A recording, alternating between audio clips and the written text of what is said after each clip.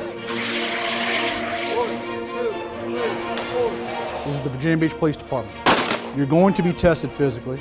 You're going to be tested emotionally. You're going to be tested psychologically. And we absolutely are going to test your integrity. Nothing will be given to you. Period.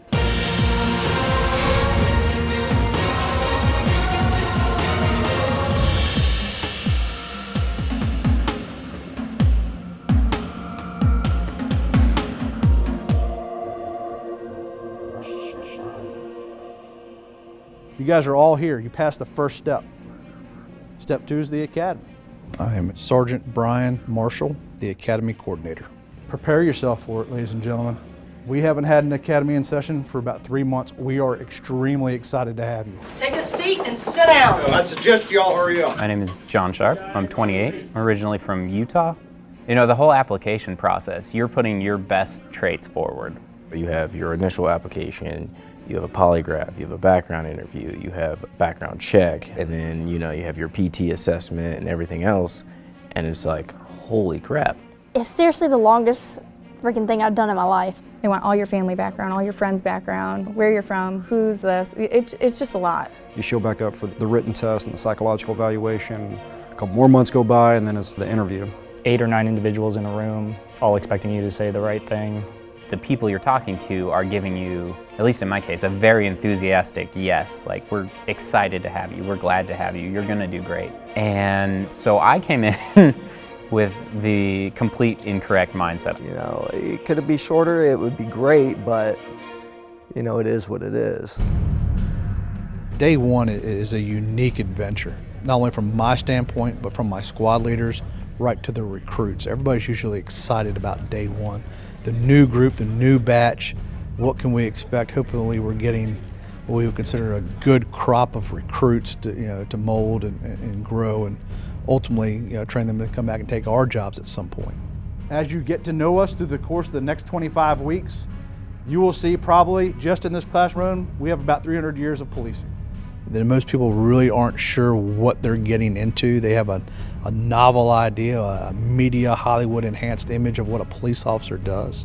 While we are not a military-based program, we do have order, we do have structure, we do have discipline. That's all you get. You have to have it in order to, not have chaos. I did not have a good orientation.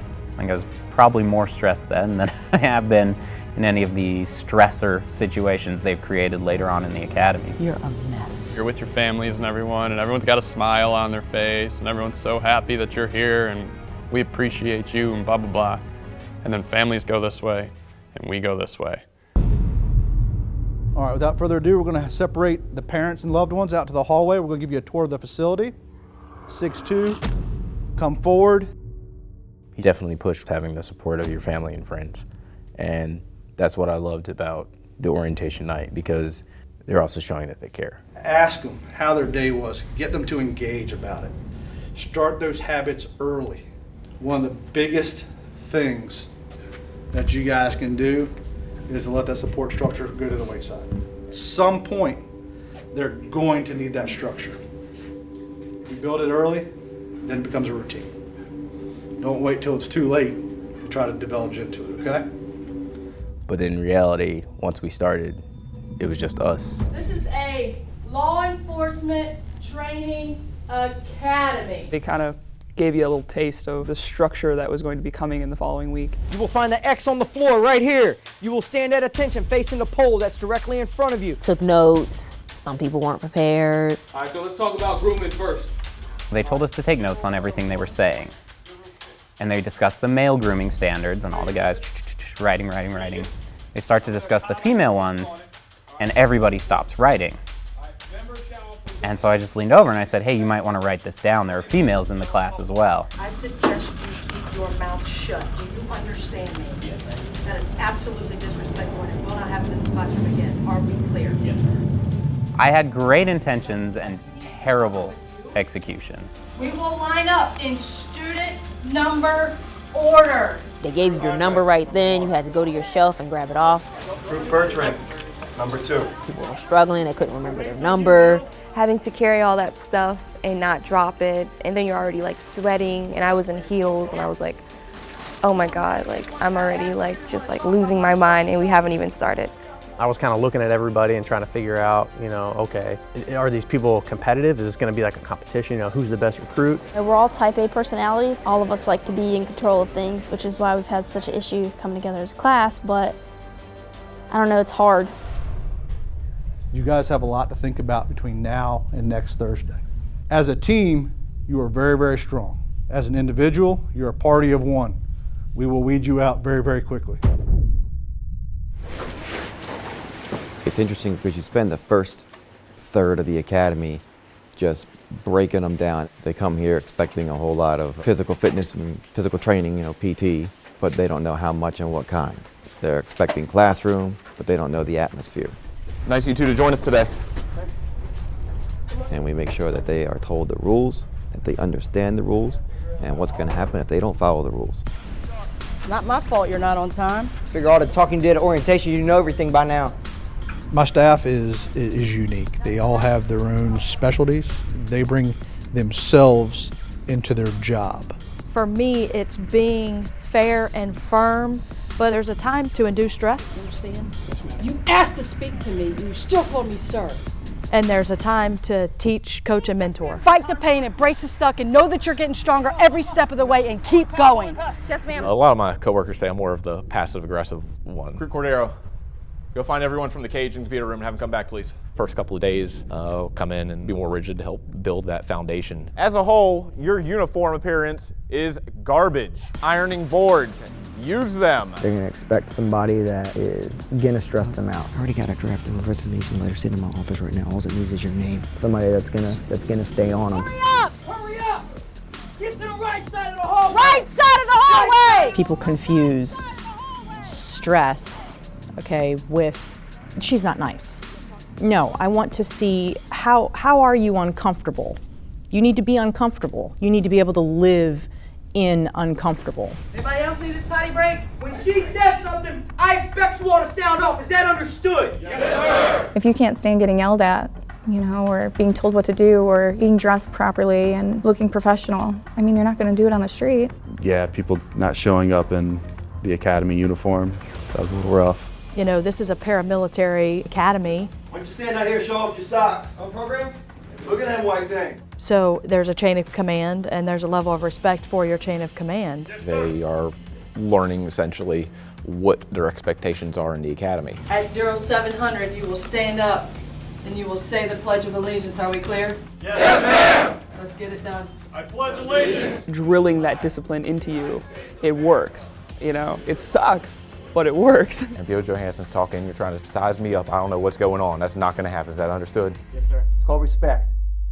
We will head to the auditorium for what's called icebreakers. Standing up on the stage and having to say, who I was, how old I was, that I was married, that I had a son.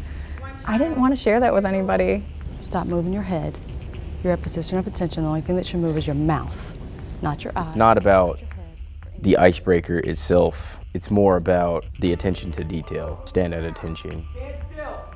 Yes, sir. command presence. All of these are what you're going to need to become a police officer. Whether it's fear or nervousness, try to get the communication piece to it, because let's face it, about 100% of our job is communication. You have no situational awareness at all, period. The training for Virginia Beach is just so incredibly high level. And honestly, it's like one of the last places where I can be paid to work out professionally. The first day is an introduction to calisthenics.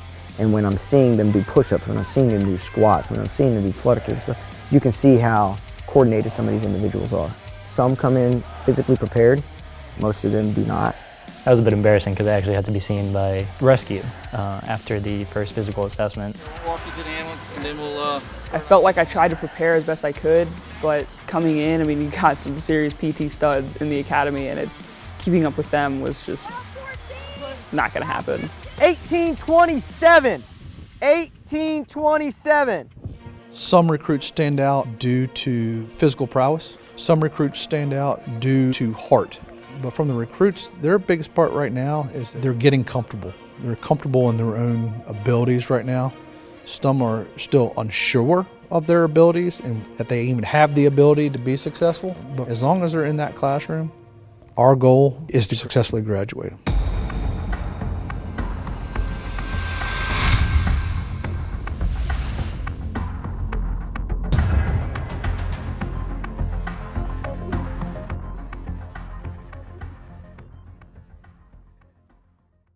Day one was 59.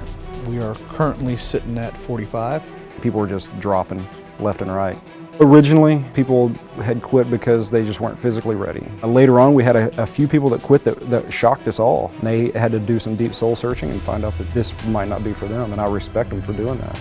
I pretty much had a breakdown last night, which caused me to not sleep, which is why I missed roll call today, and the realization of all this is what showed me that I am not prepared for this academy. Think that makes me happy? When you have a life-altering incident, you don't have a redo, a mulligan. You don't get to say, time out. You only have one life to live, and you only have one opportunity to win that fight, and you have to win it.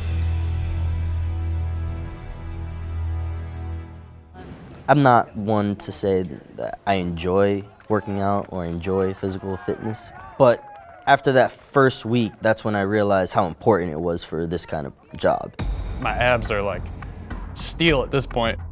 Bill Bender is our PT coordinator for the academy, and he does an awesome job coordinating the entire physical training program. Go get a plate, the rest of you, on your face, plank it out. The PT style is more of a CrossFit base. It's constantly varied functional movement performed at a high intensity to just keep that body confused and keep them guessing. And mentally, it correlates very well to police work because these recruits don't know what they're coming in to day in and day out. Even PT is fun most of the time because Bender comes up with some of the most creative crap I've ever seen in my life. It's just very random. Get a couple recruits, get that log, and take it out there. You know, for an example, the one that they just did, I mean, they just ran around with the sled and did all that running and pulling. I'm not a runner. I don't run. I don't like running. I hate running. That's mainly where like our class rift is. And you don't leave any of your teammates behind. This academy is so far from being a team, it is ridiculous. I think it's just, I don't think we ever will. Are there your cliques and people that just don't get along? Yes. The bigger the class, the longer that takes. Harrington, he's insane when it comes to fitness. I'm Recruit Harrington from Olean, New York. On a normal day, I'll either work out before work or work out during lunch. In P.O. Bender's CrossFit, that's a totally different beast I've never really done, but I've done all right with it. A lot of people would just come leaps and bounds from like where they were, but a lot of people also just dropped because they weren't ready. Physically coming in underprepared, it not only, you know, makes me feel bad, but it also makes our class look bad. So I'd go home and do extra push-ups, extra sit-ups, extra running, so that I can be where I need to be. I had to work on not giving up during the exercises. That was literally like one of my downfalls. You gotta keep that mindset, focused. MPO Bender has this innate ability to assist people in taking off that veil of what they're physically capable of. Good work, way to push. Even if you as a person could care less about working out in some way, shape, or form or being physically fit, the job in and of itself doesn't allow you to be that person that's not. It can, but it's a danger to you, yourself, and it's a danger to your brothers and sisters that are out here working the street. I've been in a situation where I've been in a dog fight on the other side of an 8-foot fence and the backup couldn't climb over the fence because they're physically unfit. The job includes, you know, running and jumping and fighting and going over 6-foot fences, through ditches and through windows, which is why we do the obstacle course. This right here is a real life application of what you do, which is why we weed people out that can't do it. As a police officer, everything you do has a huge capacity for result. The Constitution has very specific meaning as it relates to police work. Before you are allowed to become a police officer, you will have to make a promise to your community. We have a full law week where we have an attorney come in who teaches police departments all over the nation constitutional law. My name is Randy Means, and I'm going to make sure that you know federal constitutional law well enough to do this right. Randy Means, very interesting instructor. One of the better ones I think I've ever had. There's a lot of law in law enforcement. Who would have thought? My name is Recruit David Suda. I'm 32 years old. I'm originally from Oak Lawn, Illinois. Constitutional law, in my opinion, is extremely important. It sets the foundation for everything else you're going to do. They have to have constitutional law before we can move forward. That was 5 days of constitutional law. Like, that gets boring. But this principle has a name, and if you break that name down into its syllables and its Latin. That was the worst class I've taken at Academy. Like, it was terrible. That was a rough one for me. When we took the test for it, man, I bombed it. It irritated me because I felt like, okay, you know what? I just let my squad leader down. So as each test came about, hit it even harder, you know, and just slowly started bringing my score and average up. I actually did a study group with one of the recruits, Suda actually. I have had probably at least a dozen plus recruits ask me to join my study session. Those who are at a danger of getting fired for academics. You have to have an 85, and from that point on, you have to keep an 85 average. Those are the ones that I permit to come to my study sessions because I don't want them to get fired. I ended up buying Randy Means' book, his hard copy book, just go through and read, and there's always something new that I've already learned that I'm like, I already forgot. It's just so much to know. The modern vernacular. And he's very, very dynamic teacher where he gets the recruits involved. They're not just sitting in a seat with death by PowerPoint taking notes. He gets them out of the seat, has them do little scenarios in the class so that he can see that they're applying the law properly and understanding it properly as he's teaching. Let's give these guys a little.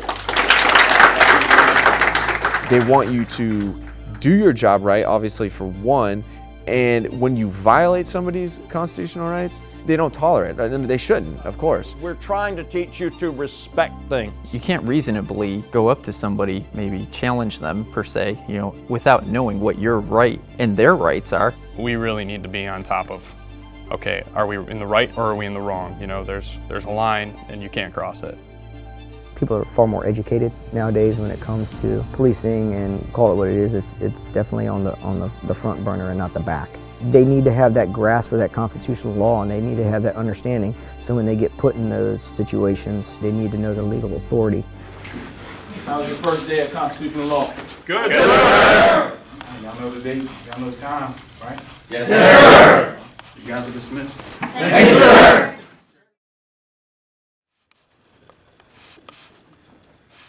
Morning, grab a seat. Morning, sir. Every time we even come in a physical altercation with another person, there's at least one gun at play. Every single time. And that's ours. Everything we're going to do down here is geared towards safety, protecting your lives and the lives of others in the city of Virginia Beach. Once we get out of this classroom, we're going to have a lot of fun. Firearms was interesting. They meant business, which was perfect. I mean, you need to. Some people have experience with guns, some people don't. If you have a background with guns, that's all fine and good, but we want you to be our brand. So we teach you the way that we want you to handle your duty gun. It doesn't matter if you ever shot before. That has no bearing on how you're going to shoot now, because if you listen to the way we train you, everybody's going to be a good shot.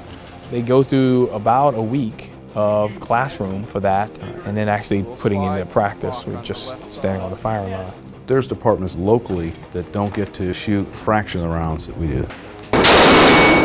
When you talk about the firearm staff, all those guys there have a lot of experience. Lead with your head and that gun a little bit. They learn from what type of weapon that we have, how to break it down, how to clean it, how to care for it properly, and a lot of shooting. Watch your muzzle, watch your trigger finger, always.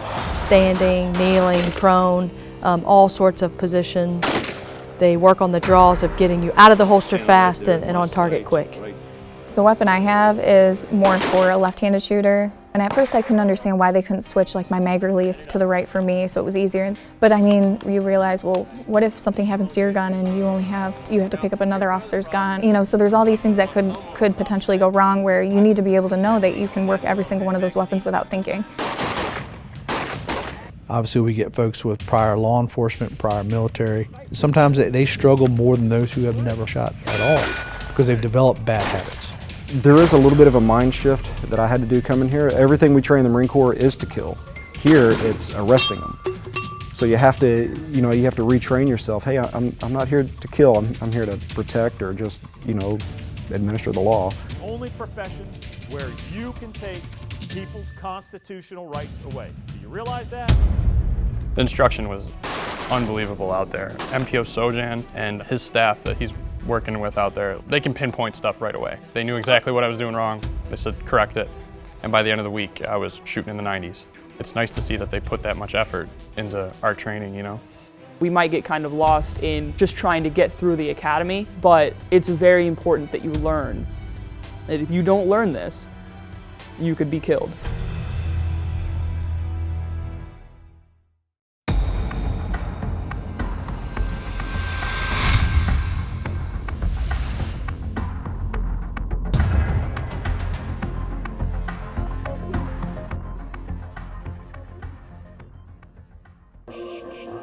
Now our team coverage takes us to Virginia Beach. A lot of people there haven't had power all day. All these people clearly got stuck and have just abandoned their vehicles. For Hurricane Matthew, we were assigned as part of the relief team for Operation Blessing, helping out families and individuals whose homes were devastated by flooding, by the damage that Hurricane Matthew brought. My name is Jody. I serve as the Vice President of U.S. Disaster Relief and Programs for Operation Blessing.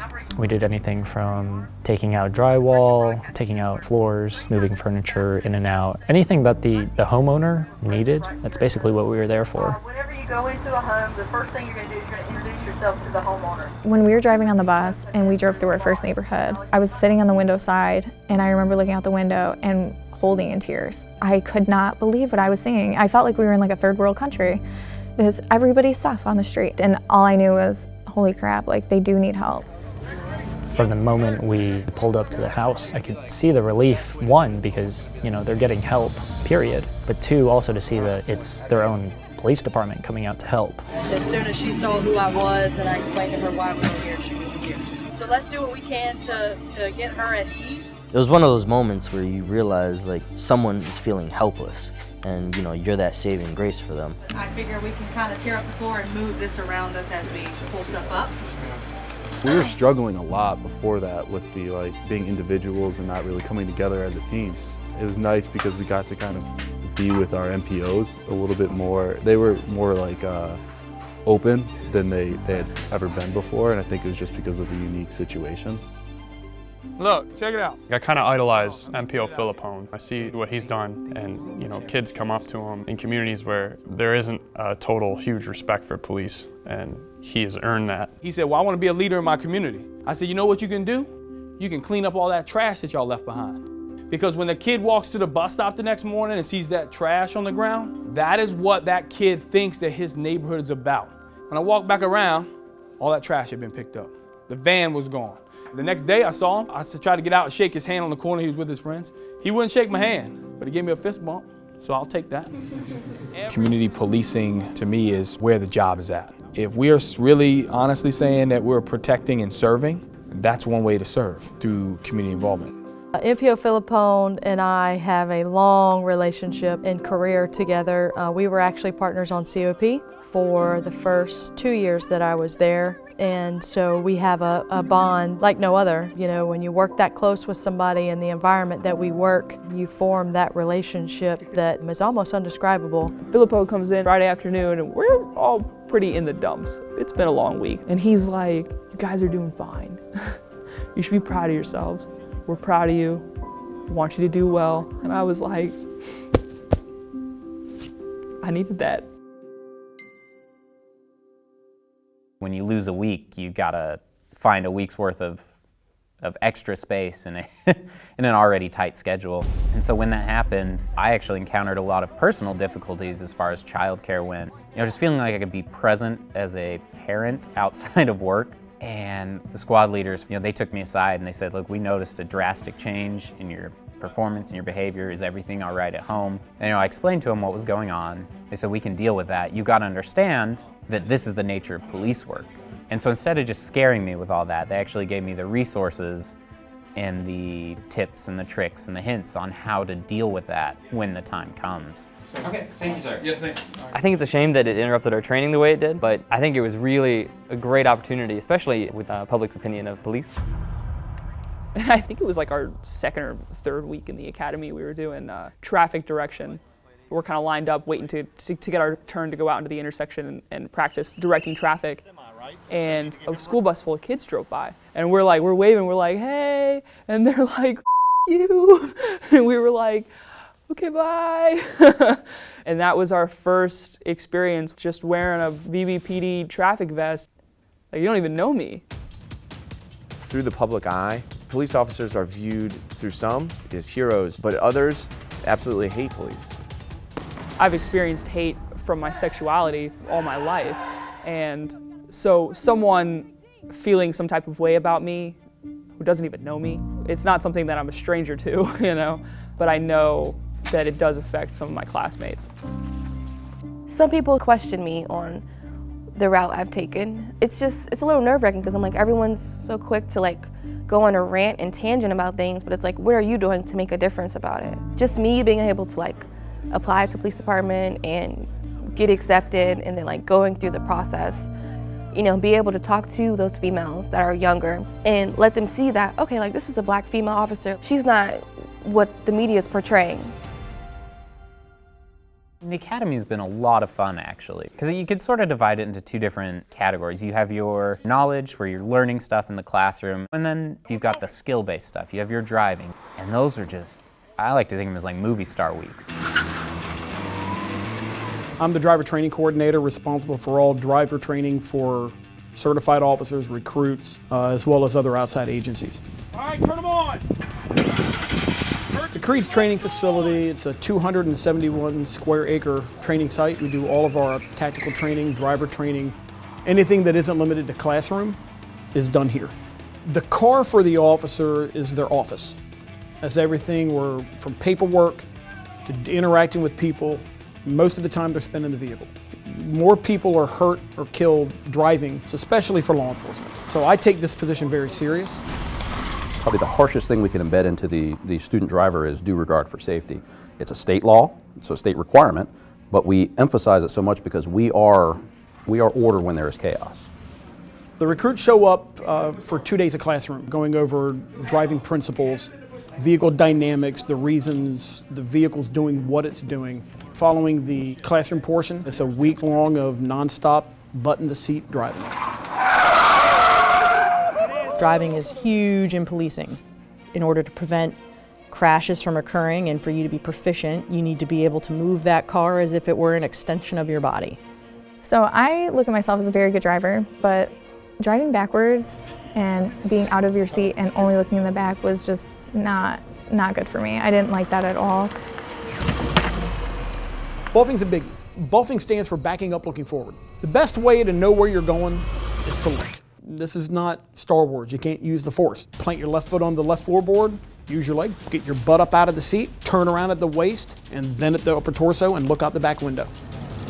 I love driving. I've built my own car, so cars, I was like, this is my thing. And then we get there day one, and like they got all these rules about bulfing, and I'm like, what's bulfing? I've never even heard of that. That first day where we were just backing up everywhere, I must have hit just about every cone on that track at least once.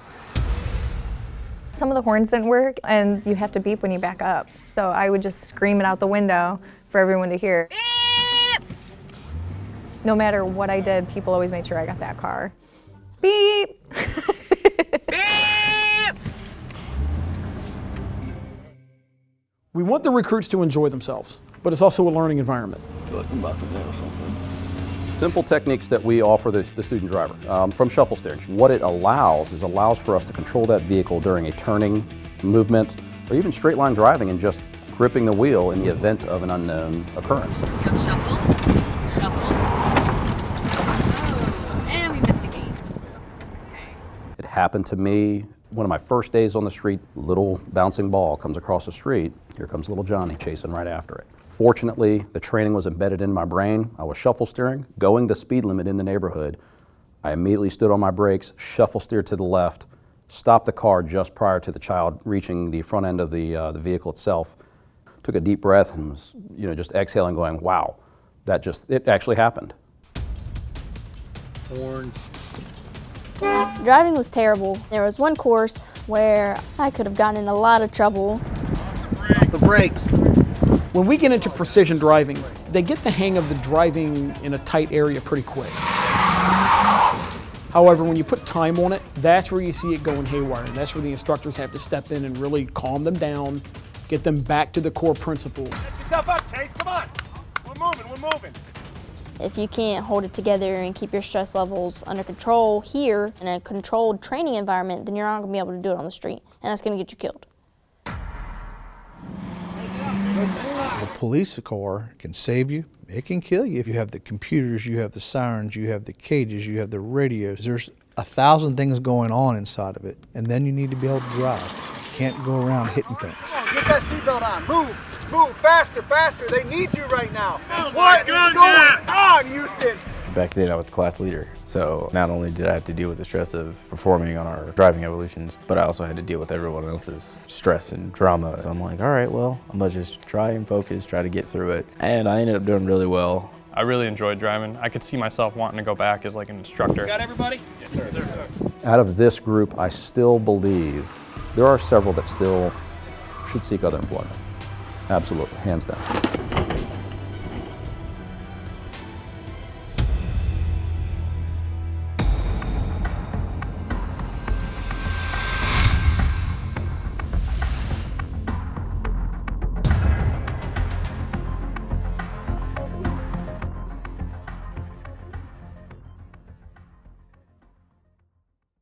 I told you 6'2".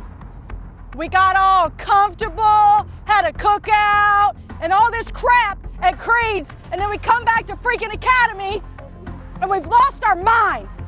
This week, a lot of people just have dropped the ball. Someone forgot the camera, someone forgot the roster, someone was missing gear. I don't blame the squad leaders for doing it at all. You know, we're not a team. You know, we're still being a bunch of individuals. Hit it, mass punishment, I'm for it. I think I struggle more with the being punished for other people thing more than I do the punishment. PT's never really been an issue for me. Good work, you always do good work. I'm tired of paying for other people's mistakes. How am I supposed to know you have attention to detail in that gym when we're teaching you things that are gonna save your freaking life? Get water and get in the gym, now. Yes, ma'am. Leading up to DT week, we were all a little stressed out because it was like a little overwhelming with, firearms and driving. Some of these recruits that we get have never been in a fight before. I think there was 5 out of the 59 that raised their hand in the beginning of class that said they've ever been involved in a physical altercation, and out of those 5, they were prior military. Both legs, so you come in here, Police work has changed and is changing. It's a lot more aggressive. There's a lot more people out there that are out to attack us and to hurt us for whatever reason. And there's a lot less people thinking about the consequences of assaulting a law enforcement officer. And so your chances of being in a fight to protect yourself or anybody else is very high in comparison to what it used to be years ago. So I'm gonna pull here. This is coming to me, and his body is gonna go that way. The most difficult elements in the academy for recruits are driving, shooting, and defensive tactics. We start with basic control techniques, and then we go into striking, how to properly strike, when we would strike, kicks, your stand-up fighting, if you will. And then we go into Gracie survival tactics, Brazilian Jiu-Jitsu. All that leads to their education of use of force. When can you apply certain things like pressure points? When can you strike somebody? When can you not? You have to train your brain to do this. That is the unofficial zenith physically of the academy. Everybody said, well, if you make it through DT, you're golden, because that's usually where the injuries occur. Broke my nose in 2 places up here. I pulled both my calves. I broke my pinky toe. My right hamstring. Thought I was going to pull my left last week, but no, we're good to go. You're doing a haphazard now. If you do a haphazard on the street, you're going to get hurt. I really enjoyed DT week. I really liked the jiu-jitsu, the Gracie stuff, and learning that and knowing that it doesn't matter your size. If you know the techniques, you can flip over a 250-pound man. I am one of 2 female DT instructors on the department. I've been in a handful of fights on the street, and the guys that I have fought are 3 times my size. Just because we are women, it doesn't mean that people out on the street go, oh, that's a woman, I'm not gonna mess with them. I'm not afraid to get my hands dirty and or get in the fight, not only to protect myself, but anybody else. PT was a long week. They push you to the limits, especially with red man. Red man is no joke. All I remember, doing all our workups before, to be out of breath and everything, and then going down the hall, and, they said, that's him, he has X amount of warrants, go arrest him. And you look over and there's this, I would say, well over 200-pound guy sitting on this bench or couch, and I'm like, all right, let's go get my butt kicked. Everybody's just yelling. There's loud music going on, they're yelling, and you have to go and arrest the red man. Turn around. Yes, sir. Turn around. Let's go! Let's go here.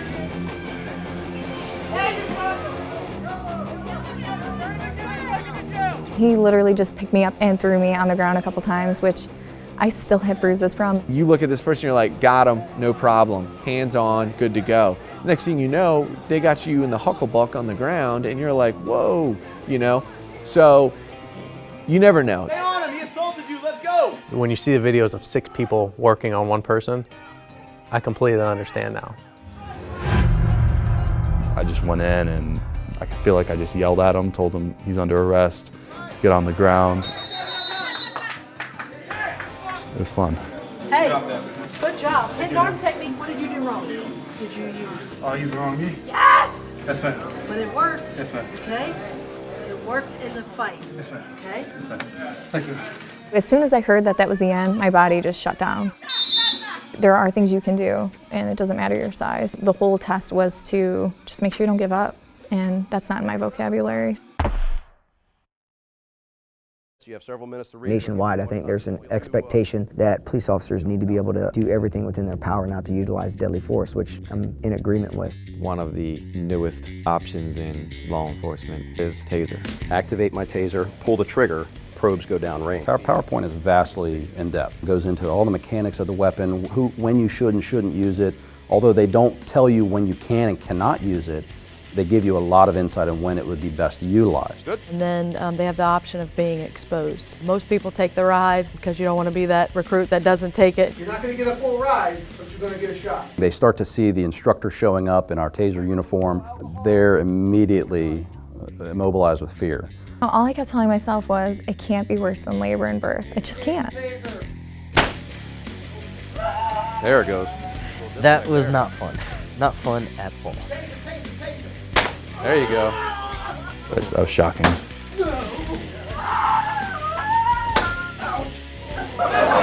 It felt like someone took a hot branding iron and like shoved it up my butt, and it just it was terrible.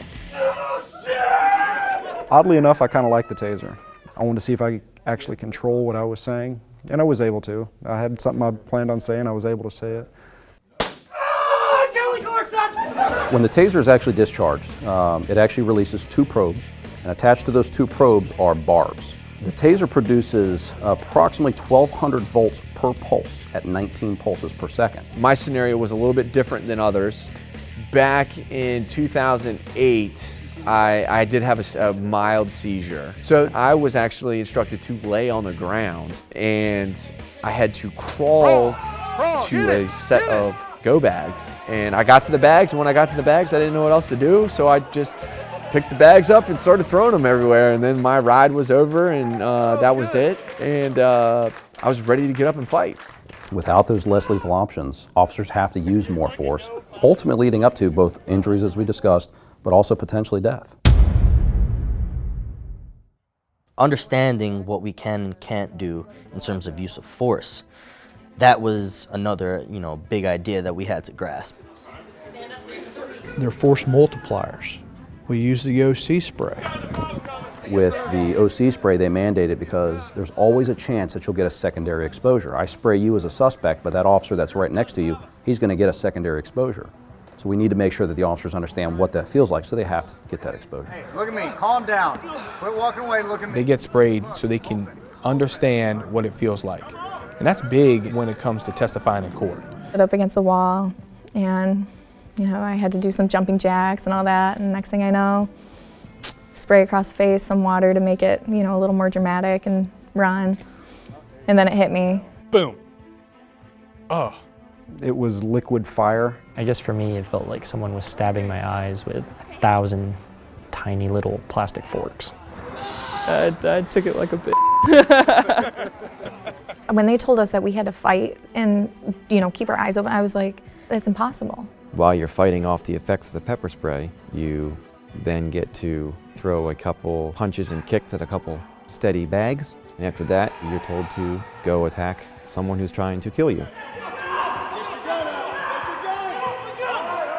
It's a definite fight or flight situation. If you don't have the fight, then you don't belong here. It's over before you know it. They have to be able to fight through it. They carry it. Open your eyes, look at me, Houston. It's readily available on the street. Odds are at some point in their career, they're going to be exposed to it in an arrest situation that if they can't fight through it, again, their gun is at risk. You're a professional. You have to know when you can escalate the situation. You have to know when you can de-escalate the situation. That starts from day one when they're at the academy, and it doesn't stop ever through the process of your career. Wrong decision could have life-altering consequences.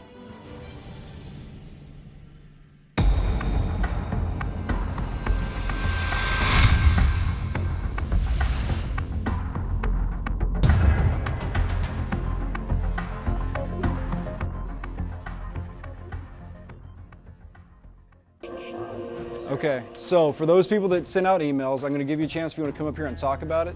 Recruit Parker, he's actually the class president. He's 42 years old, I believe, and runs around like a 22-year-old. 1, 2. He possesses the ability to relate to the younger group as well as he possesses the ability to relate to staff. I thought they said in class that whoever the Recruit Parker is my superstar.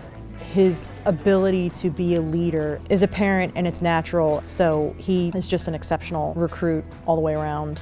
Before he was named class president, he stood out as someone that we knew we wanted as a possible class president.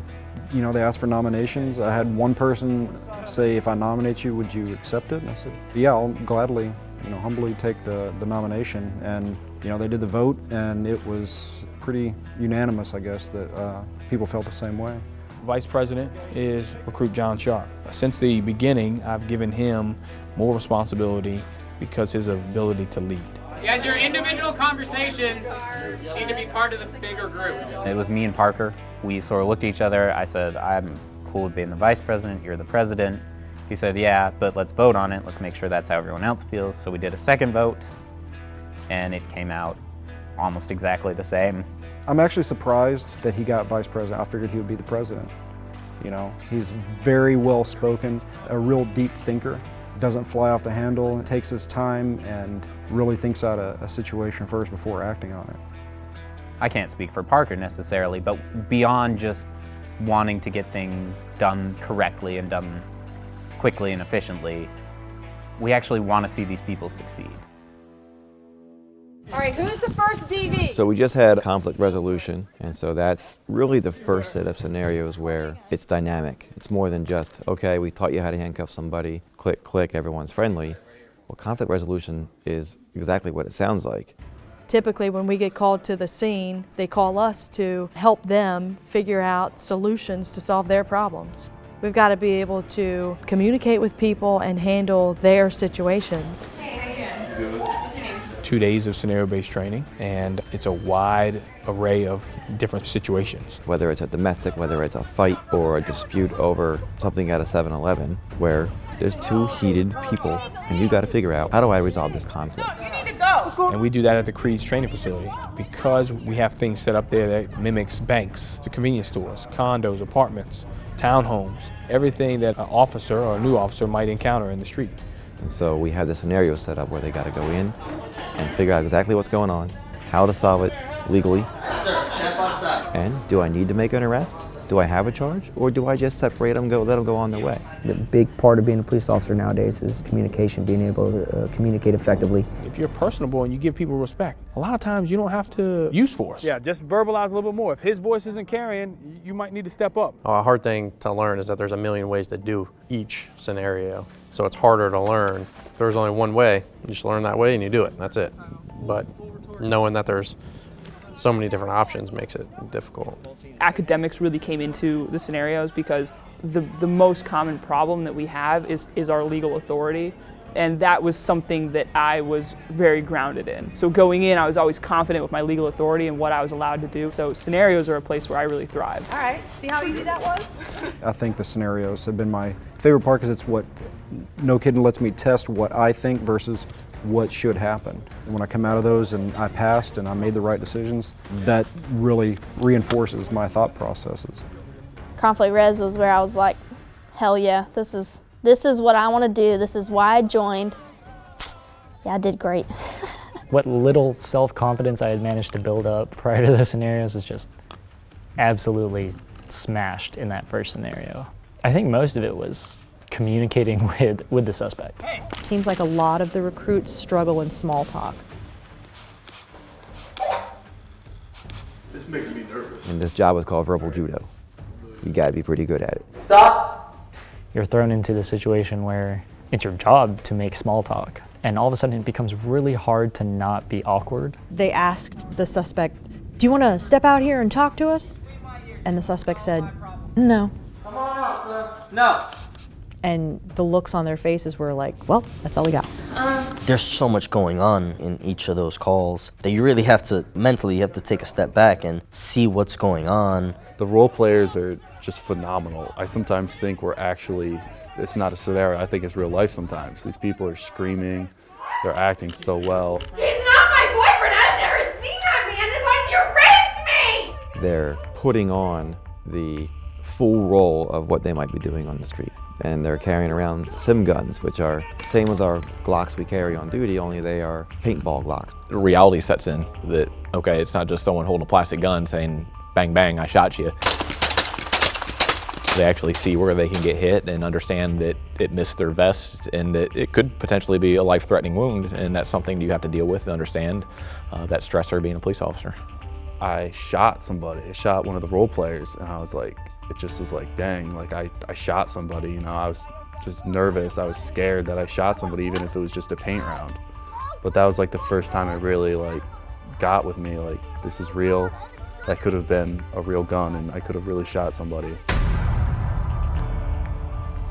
A lot of these recruits are younger and have very little, if any, life experience. So we pull in the simunition training so that they get the realization of, if I make that officer safety tactical mistake, here's the consequence without it being death. I was partnered with Cordero. Trying to talk the man from killing himself wasn't the issue, it was more so, how do we get this man out? Murray was about to walk down the hallway, and I'm like looking at him like, no, we're not, because that doesn't seem like a good idea. You feel safe? I remember him like looking at me like, are you ready to go? And I was like, no. And then he starts walking and the guy grabs the gun and starts firing. One of the instructors behind me was like, they're like, recruit pay, like you knew what to do. You're like, but you just didn't say anything. They're like, we need you to be able to take lead in situations like this. Like you need to be a leader. You know, like I was just overthinking the situation. I think like that's my biggest issue. Like I will overthink the heck out of like the scenarios. I don't even remember pulling my gun out. I just knew that that's what I had to do, and I knew that I had to stop that threat. The scenarios that they go through have all those elements built in, from tactics to stress to violence. They tend to see who they are personally. Some folks accept it and are ready for the challenge. Some folks are like, wait a minute, I'm not sure I can do this. There's certain times in the training where there's always that what if in your head. I try to put myself in that mindset where, what happens if this was an actual situation that we were dealing with? Once we graduate here and we go out on the streets, what's that first scenario gonna be? I think Virginia Beach does an amazing job of preparing us for working on the streets, actually. Can you do it? Are you gonna be able to do it? Is there somewhere inside of you where you can go, that you can find the resolve to make that call in that moment? I would say that there are definitely some recruits who have not asked themselves that question enough times. But we do prepare them for those things. We show them videos. We dissect why an officer may have gotten injured or why an officer may have gotten shot at, and we try to prepare them for the best case scenario. One of the de-escalation tactics is use of resources, right? Your partner, your backup, right? People are less likely to assault another officer with another person there, right? Every time we have a class, every time we do scenarios, anytime They show us pictures or videos of some sort. This is what has happened, and it can happen to us. We don't know. But these are things that you have to always think of, and you have to be aware of how to deal with it and what you need to do in certain situations. Part of this job and part of the Recruit Academy is understanding your strengths and weaknesses. A lot of this for us as a police officer is the fact that you can get killed in a line of duty. The more you bleed in training, the less likely you are to bleed in the field. Now's the time to perfect your craft, so when the day comes you have to utilize it. It's second nature. It doesn't hit home until they go out on the street in the real world and they have to pull their gun out of the holster for whatever reason. My first day on the street could be my last day.